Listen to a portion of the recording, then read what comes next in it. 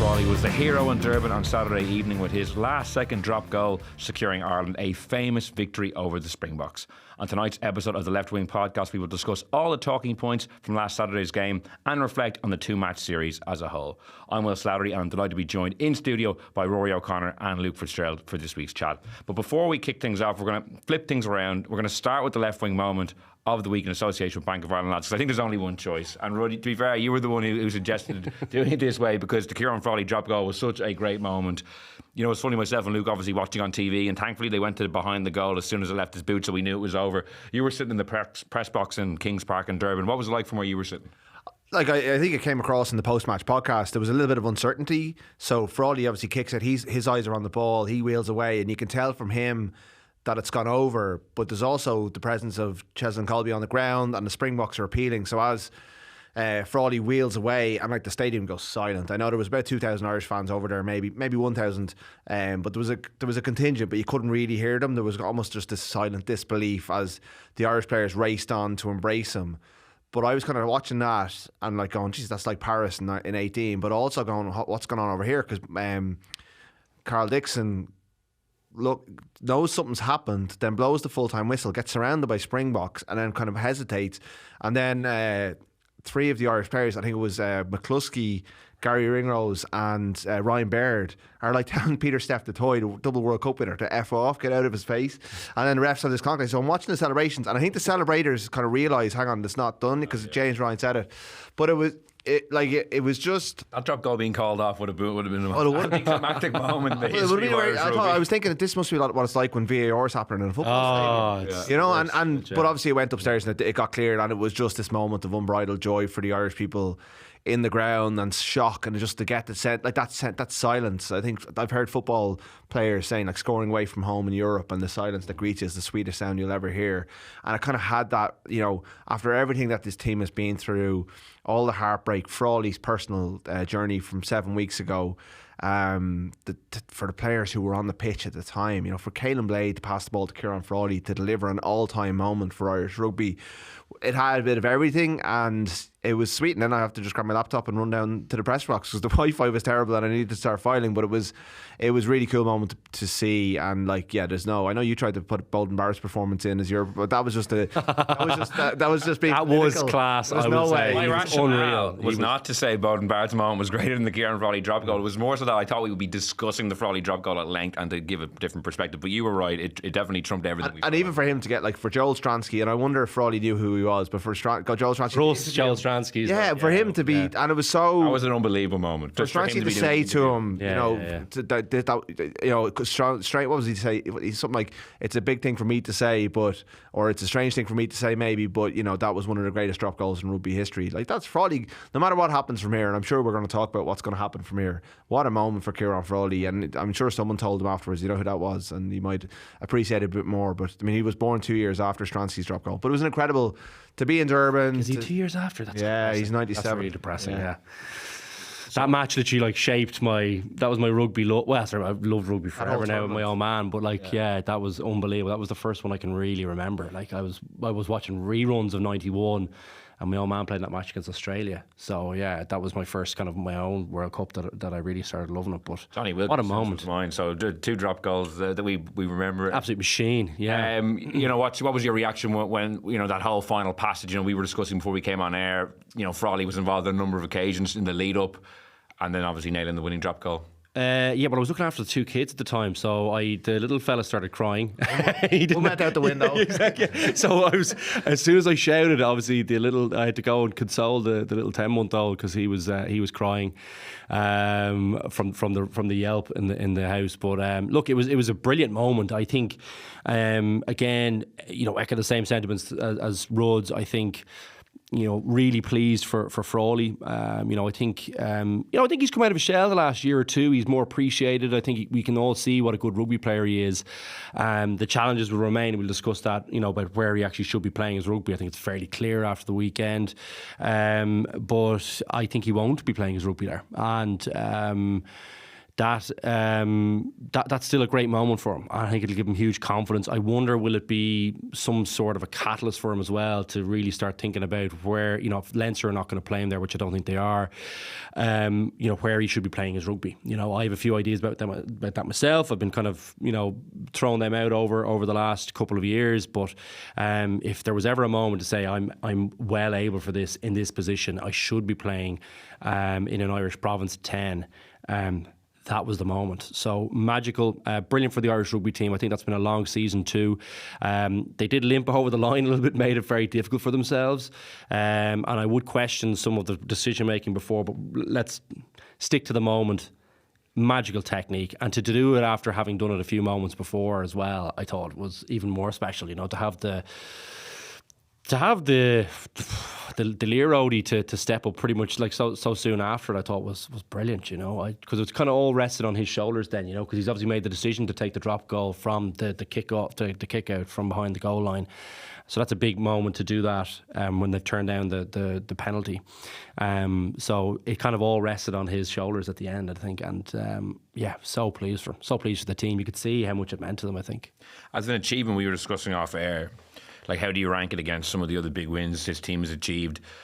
This South African team, I think we're all in agreement, is a lot better than the New Zealand team that Ireland made history by beating in a 3-test series. Obviously, we don't have that third test to really. If they won a third test, obviously, I think we would all be saying it's probably the greatest achievement that the team has hit. We don't get that, but even the one-off victory, back-to-back world champions at the end of a long season, down some key men, some of the best players in the team are unavailable, and then to win it.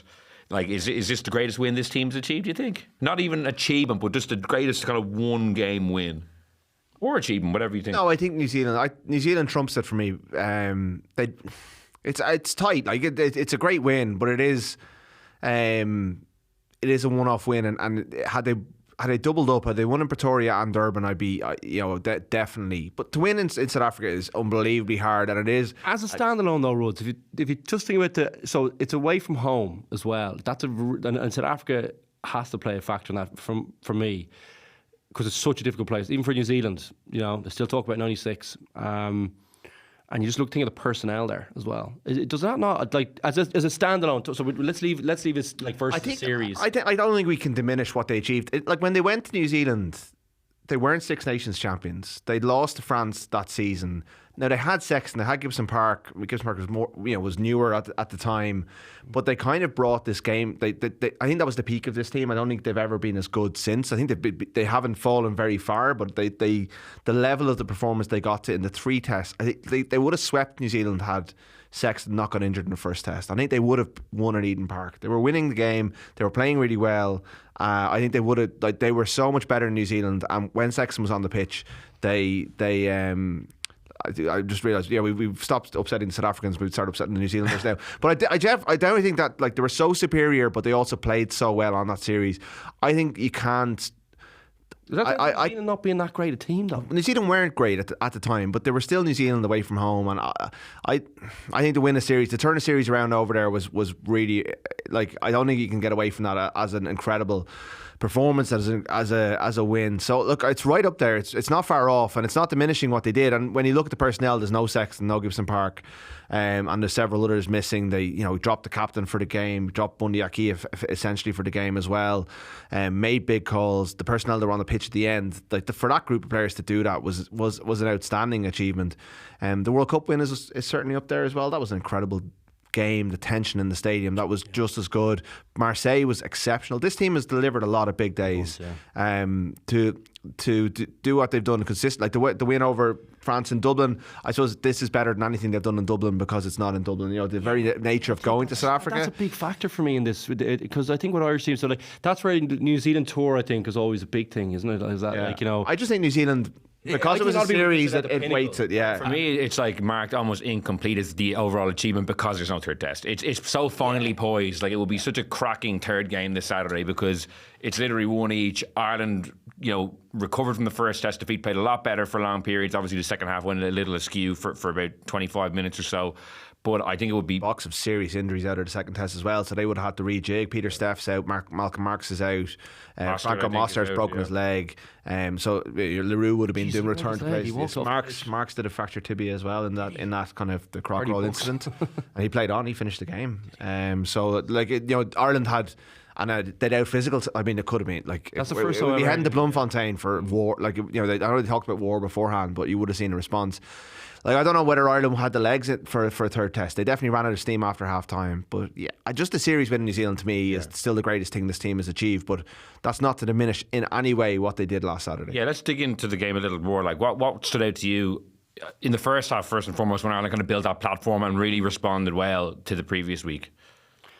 I think it's the physicality probably stands out the most. Like when it's usually. I always hearken. So as a player, you always go back to your own experiences. And I have experience in South Africa, and the crucial test match in Pretoria for the Lions. Like we were South Africa.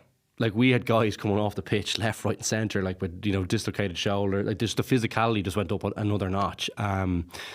But it looked to me like that happened to South Africa on the weekend. Now, whether it was legal or not or whatever, just awkward collisions, bad luck, whatever you put it down to, there wasn't as many Irish guys going off the pitch, And I think they may have stumbled on something with Ryan and McCarthy in the row and Byrne at 6. I just think...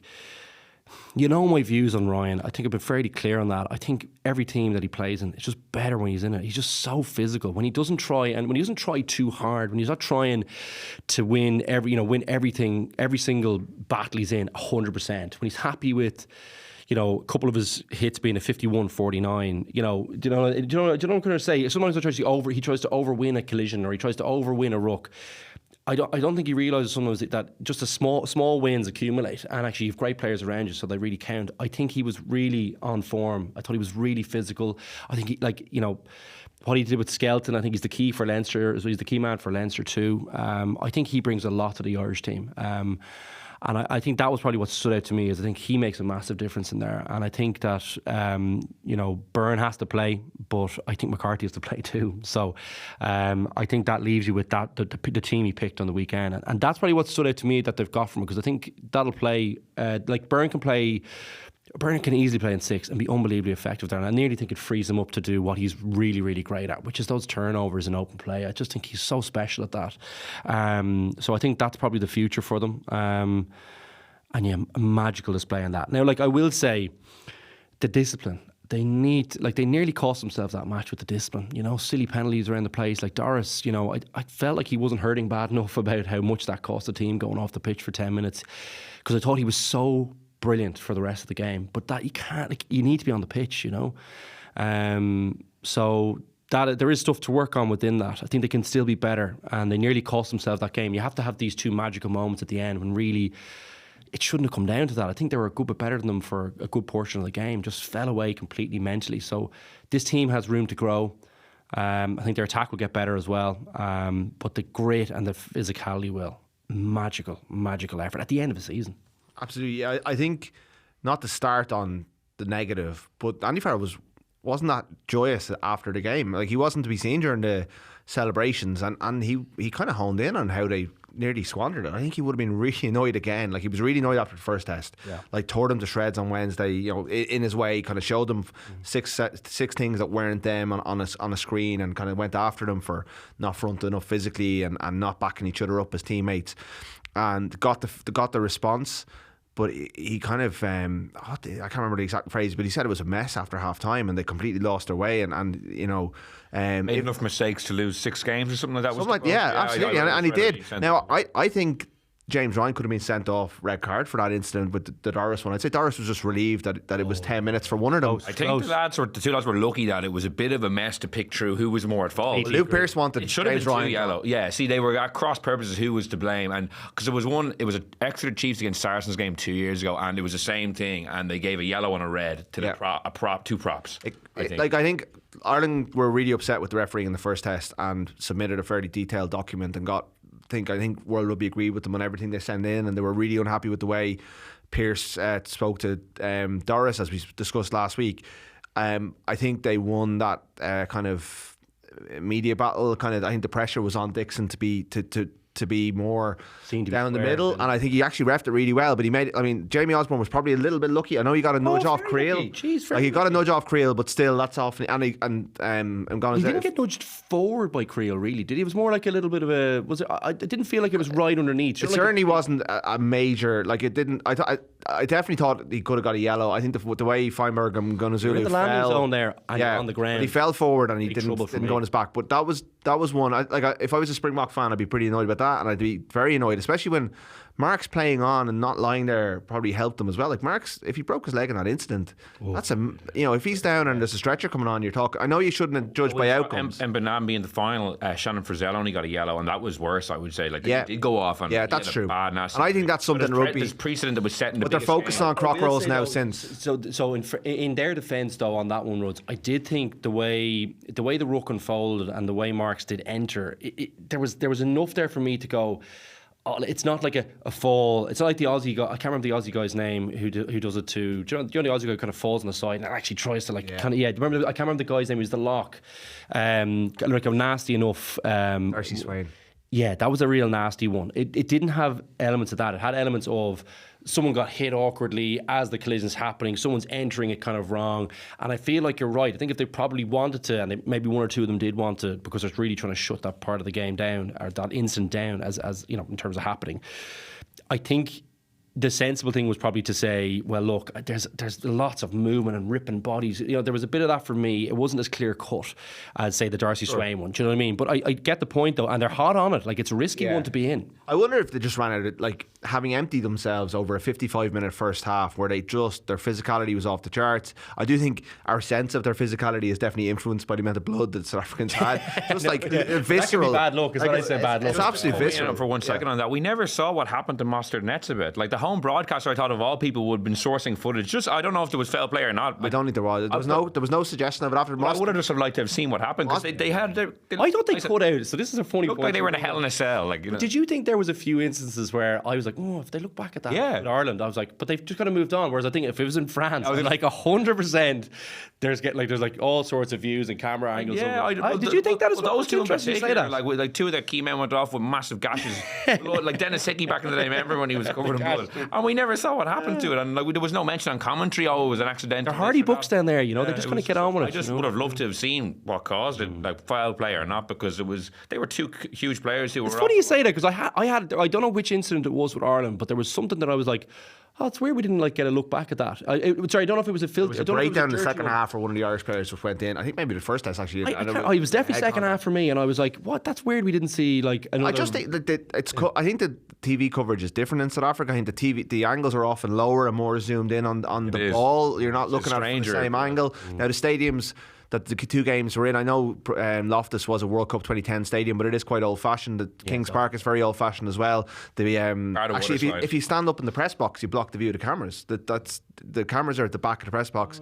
Well, they've put a lot of money into the kind of making it a fun place to go, but the actual infrastructure is quite old, and that's what it makes it great. I'm not complaining about it, but it did definitely.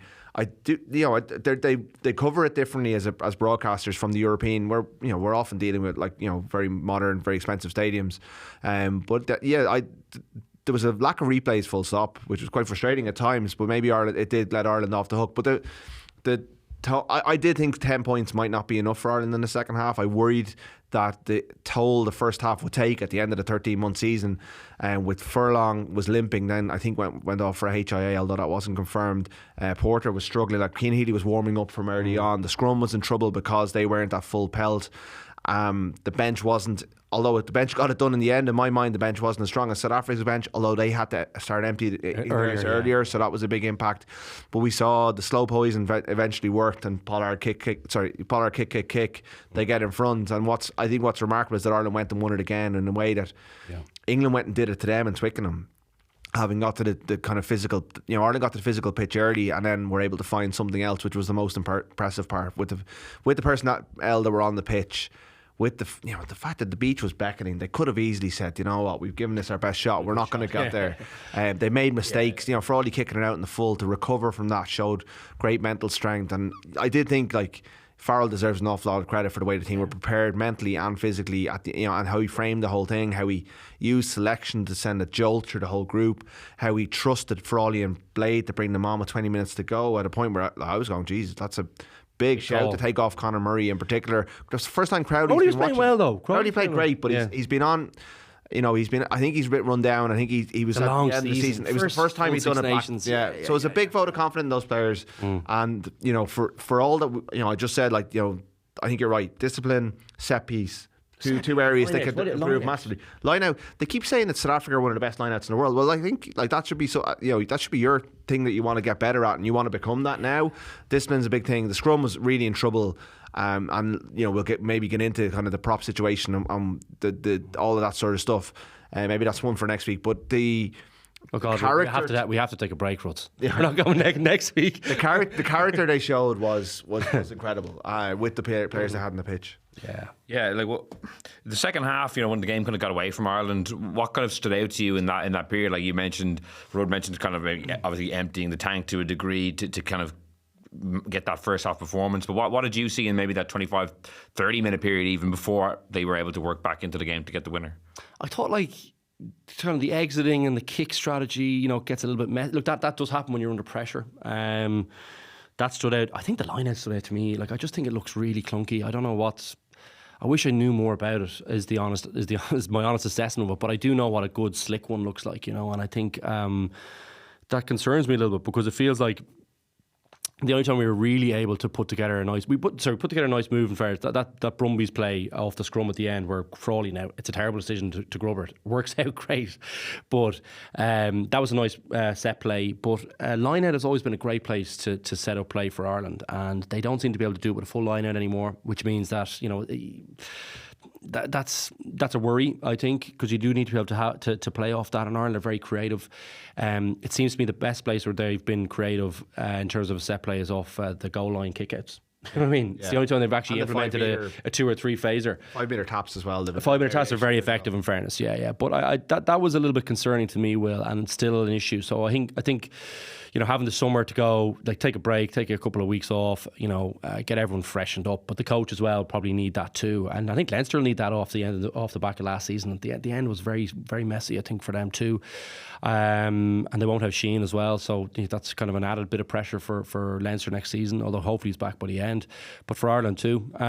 So I think there are two things. I think the discipline is a big thing for me. That feels like an easy win for this team. I think they've shown how gritty they are, and I think Andy Farrell, whatever he has instilled in his team, even if you look at that New Zealand game in the World Cup, they were crap. They played so bad at different points of that. Let some really easy kind of tries in, some bad mistakes in it. But they still hung around to the very end, even not playing well. And you could see that even last week, they gave away some really bad tries, but still in the game at the end, And I think that's great to see, but it doesn't need to be as difficult for them. And I think I always remember Joe Schmidt coming in, and it's people will be bored hearing me say that, but it was an easy win for him, to just say, well, lads, we're giving away. So they say you give away 10, you win the match. Well, we're going for 8, and it feels like when you look back through all the penalties you give away in a game, you're like, geez, yeah, there's a lot we can cut down there if we're really focused on this thing. And straight away you're looking at either possession or territory, the pressure off you in 2 or 3 circumstances more in a game, which is big because generally you're putting it down you're putting the pressure on the other team then, or it's 6 points. So they're big things for me, Will. And for this team, I think it'll make all the difference. I think we should also say that South Africa getting in at half time, having been bullied. Razzie had a chat with them. I'm sure there was a few home truths, and the world champions at home came out and improved. And I think Ireland stopped doing things on their own terms, and when they were kicking, they were probably doing under more pressure than they had been in the first half. Yeah. And also, I don't know if they adapted to the new the DuPont law. I don't exactly know.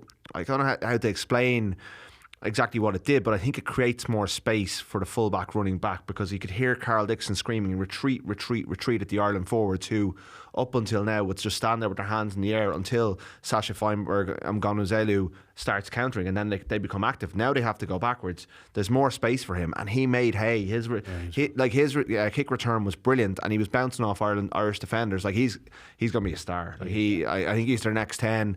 He looked like a pretty good fullback at the weekend as well. And their scrum wasn't good enough to hold. Freddie held its own the first test, but when the subs came on, it started to struggle.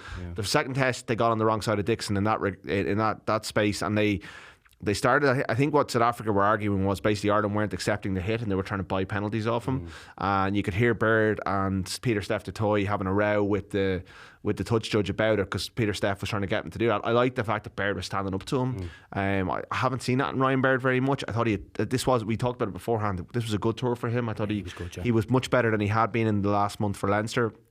I'm sure Leinster are wondering why a lot of their players were much better in this tour than they had been for the last month. I thought Kelleher lineouts were. The lineout was under pressure, but it wasn't. He held it. He had to shorten it a lot, Roads. Yeah, where they were going, like it was all. That's been a thing for like 2s and 3s. I think it's a big issue to get into, and it's hard to. As you say, it's hard to understand, but calling has been. That's one of the reasons Ryan lost his place at the World Cup, was the calling. He was calling, and they weren't happy with the way he was calling it. Tyke Byrne started calling it for Ireland. That's why it's one of the reasons he's almost undroppable. Baird has been doing it for Leinster, and he actually did a really good job towards the end of the season. I think that's a place where he can make a point of difference for himself, especially at provincial level. But it's one of those, as we look at next year and we think, how can Ireland get better? The line-out is definitely somewhere. Especially because they get so much change out of it as an attack, and teams know that, and are throwing up bodies against them. Like, it's got to be better. It's got to be much more accurate. And so Baird is calling it for Leinster too. He was when they were going with Jenkins and McCarthy in the second row. Baird was calling the line out. He did it in Croke Park. He did it in the final. He did a good job at it as well. And because my one thing with him is like. And it's maybe just because it's just a few instances, but he's like kind of falling asleep, not and then say for example, then he tries to run across the line against Northampton.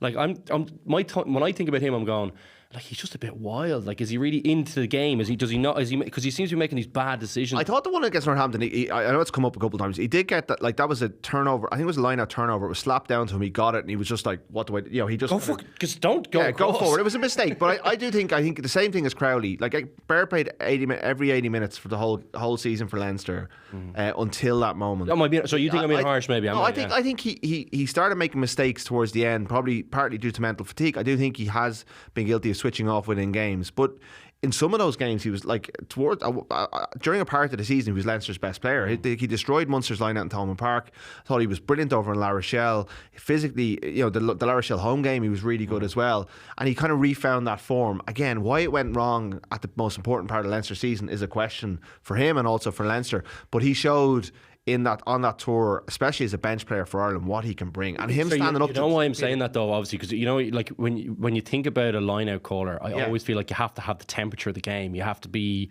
like, they're always like really smart rugby players too. You know what I mean? You think of a Leo Cullen, think of a Paul O'Connell. You think of these guys like Alan Quinlan called a lot of line-outs, like just really cute. Like got knew what was required at the time. Second rows making 80-meter breaks who called the line-outs. No, but there is that side to it. But it's also I'm more thinking about, like, it's rare, unless it's like a physical thing. I can't think of any of those players, making a mistake going like across the just weird mistakes, or like switching off from. All those guys were always like in the moment of a game. I always felt so.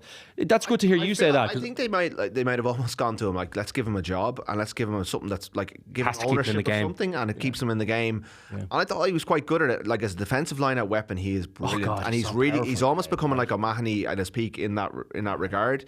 He was, and I just liked his attitude in standing up to Peter Steph Toy at the weekend, both after the game, but also during the game. His carry before the drop goal was very important. And like, he should be like, look at him. He should be a really important player for Leinster and Ireland, and that it's really important. I think that you get for a country like Ireland, when you produce a player of his physical gift, same as Tom Ahern, Isachukwu, there's real good competition there. They should all be driving around, and I agree with you. Ty Byrne is the best at it. But he's 31 now. He plays a lot of rugby for Munster. They need to have options, and I think Baird showed a lot in this tour of why he's going to be a very important player for Ireland. He's still only, is he 24, 25? Same age group as Casey. He's great. I young. Definitely want him to succeed. Like, you know what I mean? He's like 19, he's one of, as you like. I completely agree. Just the physical attributes of the guy. Like he has magic there. And I think nearly for him, you know, that could be a good idea, keeping him kind of engaged, you know, if he's a line-out cutter. But also, I think simplifying the game for him. You know, I think sometimes you have to realise what a great athlete you are. You know, sometimes they don't. Guys are trying to be great at everything. When you go, well, like, hold on a second here now. Like, simplify the game. Then the game isn't that complex. You can be really effective doing like this, and this, and you're great at this, and this. You know that kind of way. And I feel like when he is not doing his best, is when he's not engaged in the game, or when he's trying to be, you know, all singing, all dancing. Whereas really, like, you're one of the best athletes nearly in the world, I think. You know, in that position, I don't think there's too many guys too much better, quicker, etc. So, you know, you saw that with the take from the kickoff the week before. You know what I mean? Like, that was unbelievable skill and pace. You know, so he's certainly a guy you want to see kick on, and I think he's got the potential to do it. So, I want to talk about the Andy Farrell piece of this. Like, it was his 50th game at the weekend. He doesn't want to talk about it. He doesn't want to talk about it. Yeah, so he has 40 wins. It's a really 40 wins and 10 defeats, 80% winning percentage, which is the best ever of an international coach in the Northern Hemisphere in the pro era, only behind Hansen and Henry in terms of worldwide in the pro era. So that's the benchmark he set. But the point you made there, like, the prospect of Ireland winning one of these tests 4 weeks ago after the URC semi-finals looked remote at best. Like, Leinster had been I know they only lost by 5 points, but had been way off against the Bulls, who are not the Springboks in Loftus Versfeld. Munster were turned over at home, and as you pointed out there, a lot of players refound form that looked like it had been long ago lost in the last couple of weeks of the season. You know, is that down to Andy Farrell purely? Like, what do you put that down to? Like, does he deserve the lion's share of credit for galvanising these guys who didn't produce this level of performance in Champions Cup finals, URC semi-finals? Yeah, like his assistants also deserve credit because they played a big role. And I think Simon Easterby had a good turn. The defence was pulled apart a little bit in the first test, and maybe, but you know, I think he's an important figure. I think O'Connell's an important figure. I think Fogarty's important as well. But Farrell brings it all together. He has an incredible game sense, an incredible way of tuning into the players, an incredible feel for what a week needs. And they got it wrong the first week. Like, I was around the team hotel the first week. We happened to be staying in the same place, and while they tried to avoid us, it was was like these glass elevators. You couldn't really miss them. And there was a tension. In Joburg, in Santon Sun. Yeah. And we were at training a bit, and like, they were really paranoid, and it didn't feel like the kind of, like, when we hear about this great environment, you kind of expect them to be all, you know, I don't know what you expect, but it didn't feel like it had been around them, but they felt really on edge that first week. But it almost, the way they played in the first test almost gave him the perfect way of regenerating the team. It gave him the moment where he had to take O'Mahony out, because, you know, O'Mahony just didn't influence the game the way you want the captain to. It gave him the moment where he went, Caelan Doris, this is your team, best player on the park, or certainly an Irish jersey in the first test, backed him as captain, was really strong about the referee stuff in a way that we've never really seen before. In the way they never directly criticised the ref, but they really backed Doris. Like, I've never heard Simon Easterby be so forceful about anything in a press conference, but the way he was about Doris in the week. He's a real calm guy, isn't he? He's really calm. He doesn't give anything away a lot of the time, but that day he said, "No, we backed Caelan to the hilt." We thought he communicated really well. They backed him as a captain. Farrell was really effusive about him. Stuck with Jamie Osborne. You know, Aki could have played. Aki had a shoulder, but I think if it was a World Cup quarter-final and they wanted him in, they could have played him. But no, they took him out because he wasn't good enough the first week. McCluskey been training well. I think not running back for the James Lowe thing, even with a shoulder. Do you know what I mean? Yeah, I think that killed it. I think Farrell was really fuming about that. I know Murray should have been closer, but like, if you look at where, like, so Bundy starts 10 metres ahead of where Chelsea and Colby is, and you just see him walk, you know, like he's walking back. You know what I mean? Well, I think that would have been one of the things. Like, you know, he thought the energy in the first game, the way the players responded to different things was off. I'm sure the way they all walked away when Casey was lying on the ground and he'd just been drilled into the ground by Snyman. I'm sure he would have, like, I mean, pushing and shoving's questionable value, but like, you still need to stand up for your teammate. Agree, yeah. And all of those things fed into this meeting on Wednesday. The selection, which I think turbocharged. Like, when you see Aki and O'Mahony left out, you realise, firstly, there's opportunities going to be coming up, but also nobody's safe. And he just runs. He runs a very. They all buy into it, and it's very impressive the way they do. And also, they go out hyper and like ready to give arguably the most physical performance in Irish rugby history.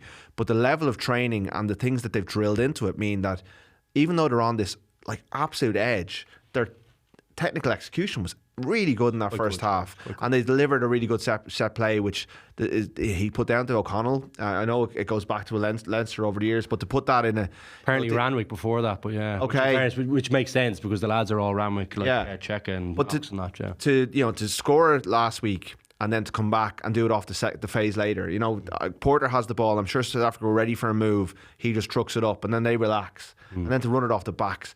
Like, that's smart. That's really perfect smart. To find Malherbe. So it's not just emotions. It's not just vibes or emotions. There's a smartness to it as well. So I thought it was a masterclass by him last week. I wrote that on Monday. I thought he has look. There's a bit of luck involved because Ciaran Frawley kicks that ball wide. I think we give him they probably give a pass on the whole thing and we say, look, it was a good effort, but it was too late in the season. But suddenly they're energised going out of the season, and he did a very good job, I thought, over the last week of reminding us quite. The way of phrasing things, Ruds. Like, you know the way you always think, like, there's some coaches there and they're trying to, you can see they're trying to, like, the messages that they're conveying to the media are the ones that they've probably been saying inside, but obviously maybe like a more kind of raw tilt inside in a changing room. But I feel like he genuinely has a great way of looking at things. Like, he always seems to have a positive tilt on things, and I haven't seen anyone who phrased like Joshua was really good at it. He was really good at phrasing things. You're like, just something like, I hadn't thought about it that way, and he's a great way of describing things. Farrell has a bit of that to me, but seems to be able to.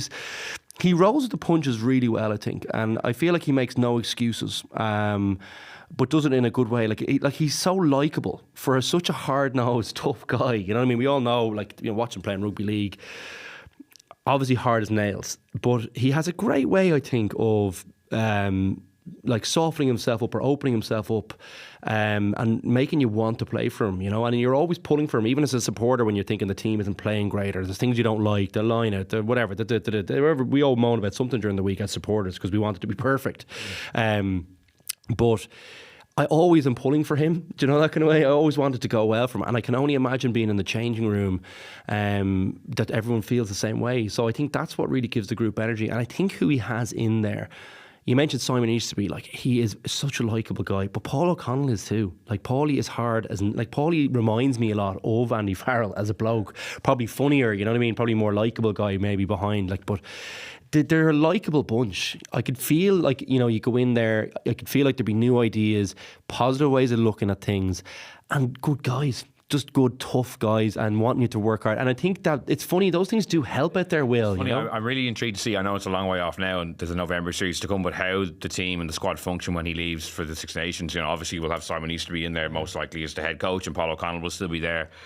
How it all functions taking him out, because I really feel like without him on this tour after a long season, I think it would have been two pacings. I really do. I think he galvanised it. As you said, he brings it all together. Yeah. Great players there, obviously. He can't. I think he's got a good team, Will. Yeah. I think that's probably what he does, but they weren't playing. They weren't playing like that a couple of weeks ago. I think it's in a cycle, and I know he doesn't really believe in cycles, but he is working towards 2027, and you can see that in some of his selections, like Osborne, like the way he invested a lot of time behind the scenes with Prendergast. Bringing Prendergast. Yeah, he was having meetings with Prendergast, like away from like the normal team stuff, when the players were off going for coffees. Prendergast was sitting down chatting to him. Was he? Like, he's investing time in him. Like, that's a project. I know Frawley's coming out of this as the man, but I think we're going to see a lot of Sam Prendergast next year, presuming he puts a bit of weight in those legs. But I think he's everywhere, doesn't he? He's a big frame to put it on. He's a big frame. He has the Sexton-y type vibe off him, doesn't he? Like, he's a big guy, but he needs to put on the weight. Sexton's a big guy at the end of his career, I think Prendergast has something that they really like, and even like they had a community visit during the tour, and just the way he kind of took control of the training session with the local kids, and like was running the show straight away, has confidence, has presence, has leadership. So there's something there that they really like. They wouldn't have brought him otherwise. I've forgotten what we were talking about before, but we're talking about Andy Farrell's impact. Something about Andy Farrell, I don't recall. No, it's when he goes away. Sorry, when he goes away. I think it's almost like you get through the November, he would hope to go 4 from 4 there, while also, the Emerging Ireland Tour in October, you bring some players through, 3 or 4 of them, I'm sure Prendergast is one of them, then go get capped in November. Then he heads off, leaves it to the other lads, watches from afar, sees how it goes. If they don't win a third Six Nations in a row, it's not the end of the world. It's very easily explainable because the head coach isn't there. Sure, it's disappointing. If it goes terribly wrong, then it's a disaster. I don't think it's a disaster, but it's a bit of a fall off. But again, it's explainable that the coach is off. They all want to go on the Lions tour, so there's no excuse for him to drop off. Then the Easterby probably leads the squad to Georgia and Romania. We're trying to develop front rows and lineouts. Georgia's a pretty good place to go. I'd imagine there might be 2 tests against Georgia just to get more scrummaging time into Michael Mill, Jack Boyle, Paddy McCarthy, players like that, Ollie Yeager, lads who might not go on the Lions necessarily, but who when he comes back, they'd have broadened it, and he can go to them. What happened just when I was away? Or he goes, well done when I was away. That's the standard. Let's keep it going. So it's really no lose. Like, we're not going to, like, there's no wooden spoons being handed out. So the only thing I would say on that, Rhodes, is the one kind of thing that could upset things, I think, is possibly the Lions selection. So, like, if you drop someone, that's like he's gonna inevitably. There's gonna be someone that's gonna be disappointed, or but it'll be someone. I feel like there's going to be, if you're just looking at the landscape, I know there's a good one. Look, we're getting way too... No, but I'm actually not going to say... No, but we are talking about him going away, so I'm talking that's the one... You dropped O'Mahony last week, and I've never seen O'Mahony happier after a game. He has... I think they trust him enough that if he doesn't pick them... And yes, like, there is always... potential that a player will sulk or will go off and be disappointed, but I genuinely think they buy into it. Even like Bundy was celebrating like it wasn't tomorrow at the end. It wasn't put on. It wasn't. O'Mahony wasn't performing. He was genuinely ecstatic that he'd won it, and it wasn't bothered by the fact that he'd been dropped as captain, and his time as captain is possibly over. I think it's fair enough to say. So I think he has the capacity to manage those things and ride them out. But yeah, they can go to him and say, "Where were you? We finished 4th in the Six Nations. Where were you?" But I don't think they will do that. No, I'm talking about beyond Six Nations. I'm talking about if he doesn't actually pick them. If he drops Doris for the third test at 1-1 and suddenly he picks Ben Earl ahead of him, that's a relationship he'll have to mend. But he just does seem to have. They seem to trust him enough that he can make decisions like that, and the players. He seems like a guy who could tell you a hard truth too. Yeah, and you probably go, well, okay. Yeah. You might not accept it, but he feels like that kind of bloke. My prediction for the Lions story is that Owen Farrell, that'll be a big talking point. Of course it will. He'll end up bringing him, and I don't think it'll be deserved after his season, and it'll be a huge talking point. This is the first time like he's really been directly associated with picking his son because he was an assistant with England. He doesn't want to talk about it. Like, it came up in the squad thing. We're going way off here, but I know. Will Farrell get picked? Will he be able to be? He's allowed to be picked, yeah. Well, will he? I think they said play for England. If he has an unreal season with Racing, but see, I think he'll be. I think that's what I think will be a big talking point. Yeah, and it'll be a very uncomfortable talking point because he didn't at the squad announcement. I wonder if Owen, having kind of almost stepped away from England, wants that hassle. He might just go to him. I'm playing for Racing now. I'm not involved. I wonder about that because it's so uncomfortable for Andy, and he at the squad announcement, he didn't want to talk about it, even though it was a completely legitimate talking point from the media to ask questions about it, and it was really frosty. And he's not like it's one thing he gets. It's not the easiest answer ever. Just say it'll be picked on how you're playing. The Lions have said they're not ruling anyone who's British and Irish out. But I mean, if he's in the top 14 semi-finals, he won't be around for the first few weeks of the tour. So I don't think it's going to be an issue. I don't think. Yeah, I mean, he could be the captain. It's a legitimate question to ask and go, well, but to my mind, it's the easiest one to shut down and go, look, I'm going to, like, he's obviously my son, that's difficult, but I'm going to pick him on how we're playing. So he's very experienced. I'll be taking those things into account, just like I would any other player. Like, I think that's. I just think it's going to be a big talking point. But I think that's it done. Yeah, I think if you have a good media manager and a good media strategy, which I think he needs for the Lions. I think you have to put it in part of place, and he wasn't really. I don't know who briefed him before the squad announcement, but he wasn't prepared for that question really, and I thought that was a little bit naive. Which he's not a naive man, but I think that they need to put a bit of resources into preparing for that. If that's going to upset him, which is the only thing I've ever seen really upset him, is family. Of course it is. It's a really. I mean, but I think just if the questions will continue to come until the squad is picked, and then it will roll on. So he just needs to be ready for that. I think. Well, we've teed up that talking point fairly well, considering the squad is picked in April 2025. But I just look, we got it. We got it. We opened the can of worms on the Lions cycle. Now look, we waited. I think we waited 43 minutes to get to this talking point. Ciaran Frawley and what kind of the end game on Saturday. Not what it means, because like it was kind of a similar position regardless of what happened, but the way he finished that game puts more stock in what a lot of people are saying, that he should be getting much more opportunities than he is at Leinster as the out half. And what it showed to me, again, and I made this point a few weeks ago, that like the distance that Crowley put this season between him and everybody else in the Ireland pecking order is ridiculous, considering when Johnny Sexton retired, it was very much a live option. Crowley certainly had the advantage, but now, because the way Leinster selected their 10s, but none of them really shining, Crowley was able to come away from the pack, but Frawley showed at the weekend his potential. The raw materials on show with the bit of pace and the build up to the grubber, which was well executed. I know you say maybe low percentage, but well executed nonetheless, and nailing 2 drop goals. Like what do you think this kind of moment does for that whole conversation? Oh, yeah. You see, I probably looked at the last, like when he was on the pitch in kind of totality, and part of me was thinking, we had this conversation before we were on air, and I had 2 thoughts. My first was, oh, God, that game management's pretty poor, So, the key kick that, he doesn't execute the crossfield kick. They don't take, he's not strong enough to say, take the penalty. They go to the corner. And they end up then taking a drop goal with less time on the clock. Now let me just finish. So there's all these things that happen. I think he does the play off the scrum. He does the grubber. That's not really a good percent. I guarantee you, every single Irish supporter is looking at that going, oh, having the Caelan Doris moment where they're going, oh, what do you like? That's madness. Now it's well executed. Well, sorry. My first thing is no, you gobshite, and it was the first reaction of Caelan Doris, and I'm pretty sure everyone else on the pitch, bar James Lowe, who chases it like it's Ireland's last chance, right? And the other part of me, which I think is probably more correct, is that a lot of those decisions are probably based off the fact that he's not being given the opportunity to flourish on a week-to-week basis in his best position for Leinster. And that's why you can't treat those decisions too harshly. And you have to say, well, look at it from a positive skew and say, well, like, the guy's trying things, he's backing himself in the pressure moments. He believes in himself in the big moments. And I think if he's given more chances and more opportunity, I think he can flourish in that position. Now, for a variety of reasons, he hasn't. He had some injury troubles, which I think didn't allow him to get selected at different points when he was looking good. But it's very, very clear to me, even how he turned the game when he came on for Leinster. I obviously missed a drop goal or whatever, that happens. But he did turn the game for Leinster, I thought, towards the end and looked pretty good. I think he's quite clearly the best option they have at 10. And I think if they're not going to select him there, if this tour didn't confirm it for him that that's his best position and pretty much the only position he can really play great rugby at international level, just given his physical capabilities, that's a harsh reality for people to swallow, but that is the truth. You need to be a spectacular athlete generally in each position and very specialist. 10 is the only place he really can be a great international rugby player, in my opinion. He showed that on the weekend. He needs to be playing 10 week in, week out. Cannot have a bit part anymore. And the Leinster system of having 4 guys there who are very good doesn't allow anyone to be good. It doesn't allow anyone to be great. So that's their big issue, And I think they need to sort their minds out about what they're going to do there, and they need to move one guy on, I think, is very clear to me.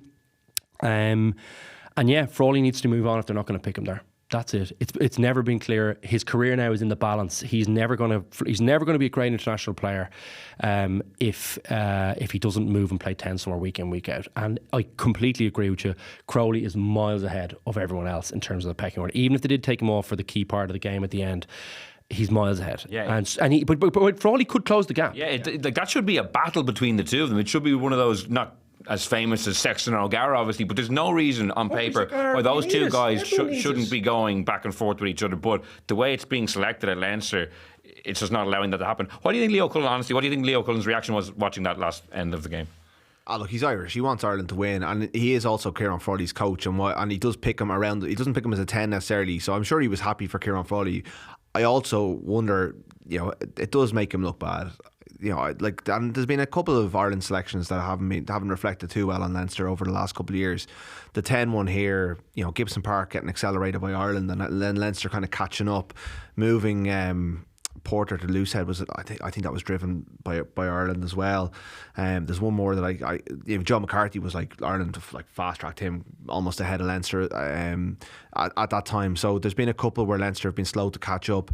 Andy Farrell, I asked Andy Farrell about kind of what, do you need to have more influence? Like Ulster are playing Tom O'Toole and it's tight head when Ireland are bringing him on a tour against the world champions, and the best scrum in the world is a loosehead. And he's one injury away from going in for his first proper game at loosehead against the Box. It was crazy. And he said, I'll ring them and I'll talk to them about stuff, but I'm not going to tell them. They have to run their season. It's up to them. I'm not going to tell them who to pick. I do think if Andy Farrell rings you and says, they think Will Slattery can play on the wing, you maybe go, maybe I'll play him on the wing this week because he's got an eye for a player. Like the Osborne is the other one. In fairness, Osborne had to play centre for Leinster this year because of the injury to Ringrose, but there's clearly a full back there, and like Hugo Keenan's coming back in, absolutely fighting for his place now, because I thought Osborne was really good at the weekend. And Frawley, I disagree with you on those decisions. I think you have to get up the pitch, and it reminded me of two very key kicks at pivotal moments for Ireland. The Grubber. Well, the Grubber execution was unbelievable, but the execution on the crossfield kick like that, crossfield kick was poor. I think I agree with you on the crossfield kick was poor. Yeah. I'm not sure. I don't think it was a good option either. There wasn't space on the edge. The Grubber kick, but the decision to Grubber is not a good one. It reminded me of Chicago when Ireland executed a line-out move out the Zebo, long kick down the field, and the chase was unbelievable. And they smashed back. I can't remember who, one of the All Black players behind his own line, got a scrum. Henshaw scores a try. It reminded me of Johnny Sexton in the 41 phases, kick and cross kick. You have to, but that was injury time. The cross kick to Keith Earls in the 48 phases. That's different, because the weather was so bad, it was very hard to advance it up. No, but if you think about the actual game situation, hard ground, decent conditions, you need to have the ball because you need to score again. You're down on the scoreboard. I thought the kick was perfectly judged. It landed in the right area. Yes, it sat up brilliantly, and Lowe made it a great kick. The big sliding doors moment is Handré Pollard's goal line dropout when it's a 5-point game that kind of scutters along the ground, which ends up going to Blade, and Blade just gives it to Frawley, and Frawley drops it. It was supposed to go to Doris. Doris was expecting the ball. I think if Pollard connects properly, Ireland try and run a move, and they try and score a try. And that was just a moment of Frawley going, okay, this is the right option at this moment in time. It went against their game plan because they had gone to the corner with the previous kick. But I think that was just that was reacting to what was happening in the field, and that, I think, shows a game feel. He may not be great in a meeting on a Wednesday, but he clearly knows how to. He has the kind of big game mentality that shows that he is able to do this, and it's taken Leinster forever. They're not even there. After the Munster game in October, they should have backed him. Yeah. He played brilliantly. Ross Byrne was out injured, and they went with Harry the following week, and that made no sense to me. Yeah. And that was the big moment in Leinster's season, because I think if they backed Ciaran Frawley at that moment, they could have had a different outcome, and they could have, instead they tried to juggle these three or four players across the season, and they ended up with an uncertain. Like the message has been said. They are very certain that it's Ross Byrne, but I think no one gets to flourish in the system. Because he was injured a lot. No, yeah, but you know what I mean. They're convinced he's their guy. And fairness, hard to argue with that for the most part. I think just because Ross has been an ever present, he's kicked important kicks for them. He's led the team, but in the bigger games, I think where he lacks a little bit kind of in the physicality side defensively, Frawley is clearly a winner there. I think what he does lack as well is just that direct running, that running threat. I mean, you don't. Ross Byrne would not have been able to engineer the score that Frawley did, I don't think. The score on the weekend? Drop goal, yeah, all of it. I think he would have. I don't think he would have. I think he would have the pace to get around the outside. I don't think he would have done the Grubber as well. I don't think he would have hit the drop goal. He wouldn't have done the Grubber. He definitely wouldn't have done the Grubber. The question remains, I think the question over Byrne is whether he would have taken the first drop goal. The second drop goal, I think you have no choice but to take that there. You're 2 points down. That's an obvious one. The other one where he takes it, I think shows real guts to do it. Well, he's hit one drop goal in 8 years as a professional, so I doubt he would have taken it. Ross, but he's got a cool head on his shoulders. Yeah, he does, and he has kicked the winning point for Ireland in that Australia game, a game that Ireland nearly squandered. So he has had big moments, but I think Frawley's athleticism is the big difference, and his pace. Yeah. I know he's not fast enough to be a fullback, but as a 10, he challenges the line so well. God knows footwork. But I think you're right. Like Ulster, they've signed is Aidan Morgan, the New Zealand, but he's Irish qualified, so he's coming in and he's coming into the conversation. They don't have good depth there. Do you know what I mean? Like I think Frawley would go in ahead of him. He'd be a nice guy to have him behind him. Sure, absolutely, but it's not going to happen. He's thinking that I should be starting for. He's turning him down. He's thinking I should. Humphreys needs to be like going, hang on a second here, horse. Like, I need to have a very honest conversation with Leo Cullen this year and say, what are you thinking about this guy? Because we think he's this, and I have to try and manage the resources here as best I can. That guy can't be playing 1 week at 12, 1 week at 15, coming on the wing when someone gets injured, playing a little bit of 10 when you're stuck.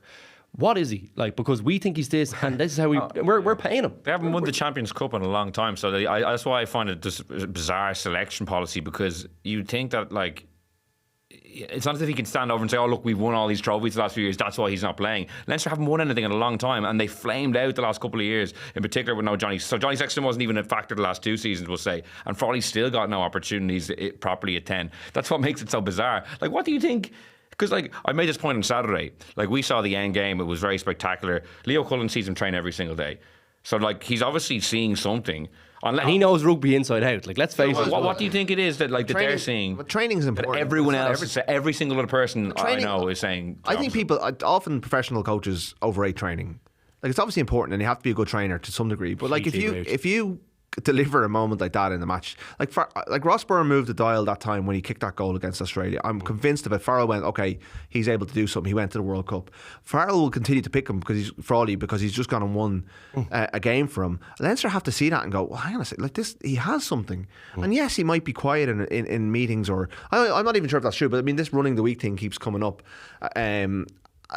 I think it's Coaches run them, like, do you know what I mean? That's garbage stuff. Like it doesn't make sense. But he has big game temperament. He came into a Champions Cup final, and he was a major reason that they were in the position to win it. And he missed the drop goal. The only difference is the ball went 1 inch. I'd say the performance he put in that Champions Cup final was very similar. Excellent. Very similar, if not better than what he did at the weekend. The only difference was the drop goal shifted a foot to the right. He looks like a player just crying out for a coach to trust him.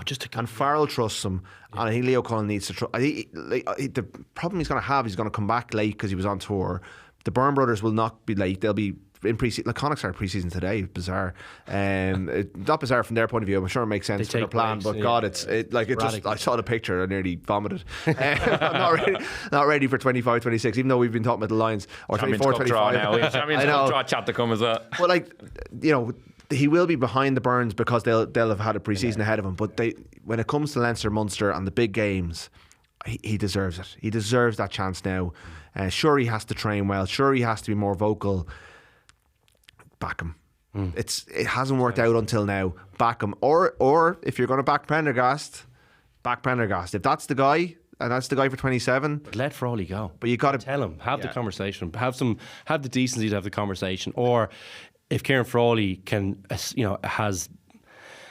he's got the guts to look at his own career and say, where can I? Because like it's either be a great interpro for Leinster, be a very useful tool for them, or be a great, potentially be a great international rugby player. He just dropped one of the greatest goals in the history of Irish rugby, if not. But he'll go back to the bench, Will, if he doesn't start for Leinster. That's what I'm saying. No, but it's in like, so I don't know how he could think. He couldn't be thinking anything other than I should be starting in the first Champions Cup game against whoever they're playing in December. He should be thinking I should be starting for Ireland. But the platform he has to challenge Crowley is to have 6 or 7 really good games for Leinster going into November. He doesn't want to be going in emerging Ireland. He's done that before. He has to be starting big games and winning big games for Leinster. But he needs to think, though, Rhodes, and this is actually quite important for me because I think he did get 1 or 2 opportunities and it didn't go as, there was a few messy. I remember a game in the RDS where he was quite messy. Sale, I think he was great. He had a few messy kicks and stuff. Because he actually came on against He actually doesn't need to have that. If you look, Crowley has done it unbelievably well this year. He has done the basics extremely well and he's tackled well and he's been solid as a rock, and I think that's what Frawley, in my mind, he needs. Just because when I hear you say I'm picking up on something small, but 6 or 7 great games is brilliant for him, and it really puts in. But 6 or 7 games, he needs 6 or 7 games in there, and he doesn't need to be the star. He doesn't need to have the drop goal. If that moment comes, it comes. We know you can do it. He needs to run the team solid for 6 or 7 games. That's what he needs. He doesn't need to fucking think, I need to be kicking at 60 metres. He just needs to do the basics well.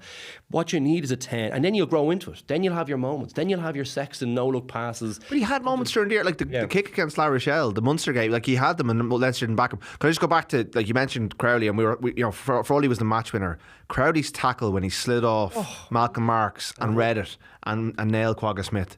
He had 2 big, a number of. He makes his tackles so well, Crowley. He had a great. Like he really contributed to that win. I like the fact that he was one of the first people to go to Frawley and give him a big hug, and they seem to share a moment together because like they are going to be rivals. I think Prendergast will emerge as the third part of that as well in the future. But it was like Crowley. Like he would have had a tough week last week. We interviewed him on Monday. It was a bad time to get him. It was really good to get him because we hadn't talked to him for a while, but it was a bad time to get him because he was pissed off about how the first test had gone for him. But he responded, and even he was great. Farrell was talking about how Frawley reminded him of Crowley and the fact that he made the mistake by kicking the ball out in the full, but it didn't faze him. He moved on to the next one. But I've been saying this for ages that I think they're really similar. Do you not think they're really similar type players? Like, because he's got a good running threat as well. They're both tough. Well, they can play across the back line as well, which Crowley can do as well if he needed. Not well though. But the thing is, what Crowley's had is because Carberry's been injured and Munster have no depth at 10. He's had like 30 games this year, and like he's tired, but like it's stood to him. It's brought him on so much as a player. He hasn't tried to do what I was most. You heard me talking about this before Six Nations started. He just needs to fit in.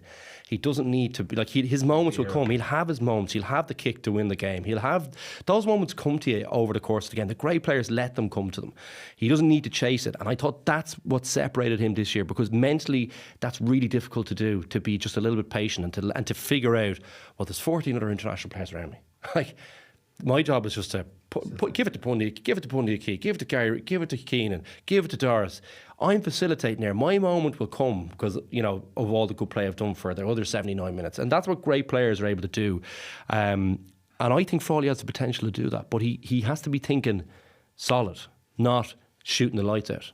Last question before we finish up, and it's on Frawley. So there's 4 Champions Cup pool games next year. How many does Frawley start out of 4? 4. You think he starts out 4? I think he starts.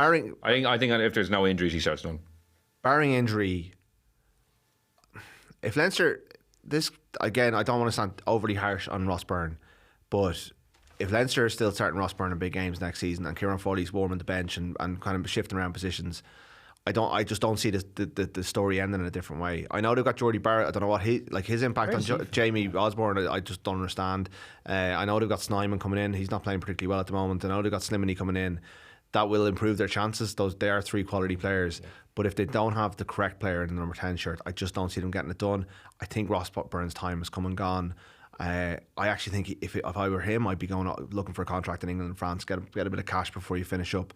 And I just don't see it. I think they've got Prendergast coming. He's got Frawley's there. I think Frawley's a better player. If I'm being perfectly honest, I always feel like I'm ragging on Ross Byrne. I don't like, it's not a personal thing at all. I just think Frawley's a better player. And if they're not starting him, they're not learning. And if they're not starting him, I'd have real concerns over that coaching ticket. I don't think they'll start him. How many of the 4 pool games do you think they'll start? You're right. I think he'll be on the bench for 6-2 splits. Yeah, so do I. You can still go 6-2 and have him as your guy covering. You can bring Ross Byrne off and shift Frawley for the last 20 minutes. And then Byrne has a role. 20 minutes is no good to him now. 20 minutes is done. No, but I mean, Ross Byrne is in the 23 shirt. And you bring Ross Byrne on for the last 20 minutes, and Frawley moves, and then you've got Ross coming in. I don't know. Yeah, I wouldn't be rushed to move my 10. That's what Ireland did at the weekend. That's an option. That's an option. And it's a way, and that's using Ross Byrne's skill set. Yeah.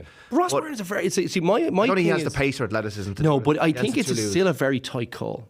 It is a tight call for me. I think it's the wrong one. I think Frawley has overtaken him in my mind for those reasons. But the issue for the Leinster coaching staff is that they're not going to see that issue until it's too late. So you have to.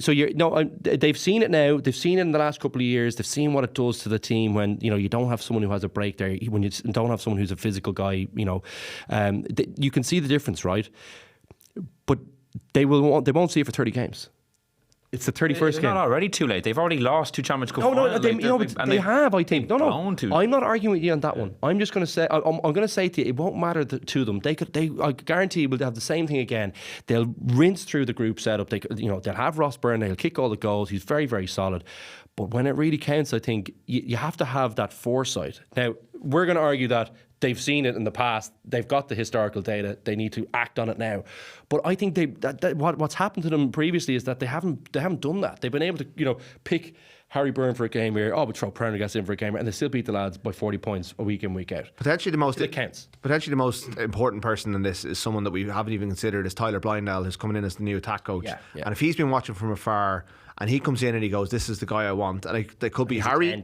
He's a 10. He's from the Crusaders. He came up as a young Dark Harder, but by the time he got to Munster, his body was broken. He was probably a more conservative option, but he was a very good player, a very good rubby mind. He's been at the Hurricanes for the last while. So if he comes in and he says, "Why aren't you picking him? He's the guy." He just look what he did in South Africa, and Leo possibly has to listen to him on that because he's the new attack coach. But he may come in and go, "Oh no, Ross Byrne." He has a view, and his view we haven't heard from him yet. I'm sure Nienaber has a view. Frawley's a better defender. He's more aggressive. He probably fits what Nienaber is looking for in a 10 as well. if they don't, I just feel like I'm dreading a season of the same conversations. As much as I enjoy the topic, and it is like we've been talking about Frawley for 2 or 3 seasons, and I think you've been vindicated. I genuinely think, Luke, you've been vindicated on this. It's just Leinster are almost, you can't be stubborn in this game. You've got to adapt the form, and you've got to react to what's happening in front of your eyes. And if Leinster don't do it, we're, like Ireland will continue to thrive, and they won't. They'll just keep hitting that wall.